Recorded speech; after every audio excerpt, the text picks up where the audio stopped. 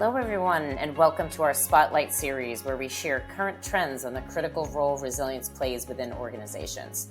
I'm Pam Boris, your host and Chief Marketing Officer at MeQ.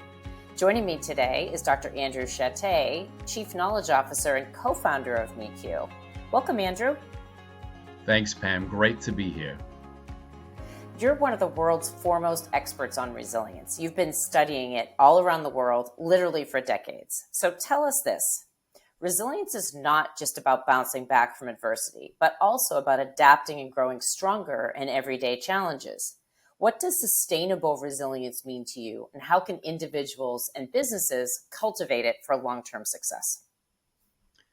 Well, firstly, thank you, Pam, for giving me those credentials. I have been in the resilience business for over 30 years, and it's been a career-long, if not lifelong, passion. It's way more than a calling, even for me. It's a passion, and I've seen that the concept of resilience has risen to sort of fad level over the last decade. I've seen training organizations rip off the covers of their leadership manuals and slap resilience on those same covers.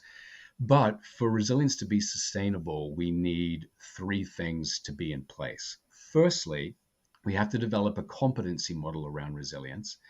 Secondly, we've got to get to the root cause of what causes low resilience. And thirdly, we need to be able to impact all levels in the system of the person's life. So if I may, I'll take a look at each of these in turn. Many, many years ago, probably the mid-90s, as you said, we were starting to get really interested in this concept of resilience. And we went to some leading world experts on areas like coping and hardiness. And we said to them, what do you think resilience is? And they gave us the same answers that you just mentioned: bouncing back, steering through, overcoming. And they're right in a sense, but there was a sense in which that wasn't completely satisfying.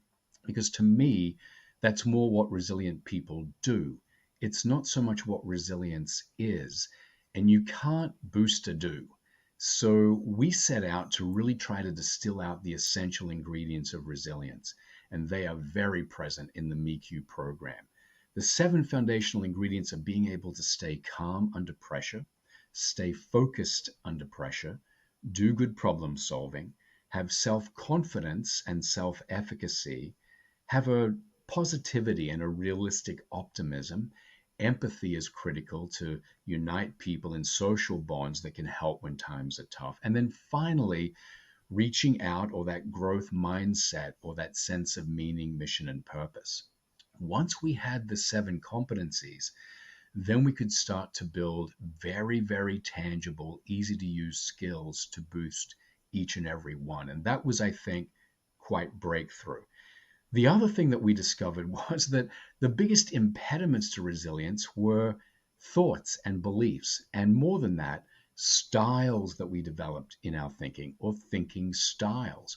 And we isolated a whole bunch. We found emotion radars that get in the way of calm. We found thinking traps that get in the way of focus. We found these big iceberg beliefs that get in the way of balance and happiness and self-efficacy and confidence. And then we found Y style, which is a big thinking style that gets in the way of our problem solving. So what we want to do is develop compensatory skills so that people can recognize where their styles are getting in the way and get around them. So once you have a competency model and the root cause, then you're getting into resilience that will last, sustainable resilience. And then I think the other key is that we want to impact the person's resilience at all levels of the systems in which they move. So in an organizational setting, we want to be able to boost or upskill the individual in resilience. We want to make sure that the team is operating in a way that is optimally resilient. And we want the organization to be practicing resilience at that organizational level as well. Do those things, and you've got sustainable resilience. That's great. Thanks for explaining that. And thanks for taking resilience beyond the buzzword, right? With all the decades of research that you've had and tying it back to sustainable results.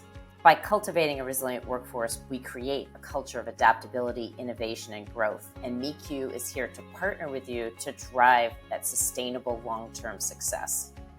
What steps have you taken to build a more resilient workforce? Share your thoughts at events@mequilibrium.com and let's continue the conversation. Please visit resilience2023.com to learn about all of our upcoming programming. Thanks again for watching. We'll see you next time.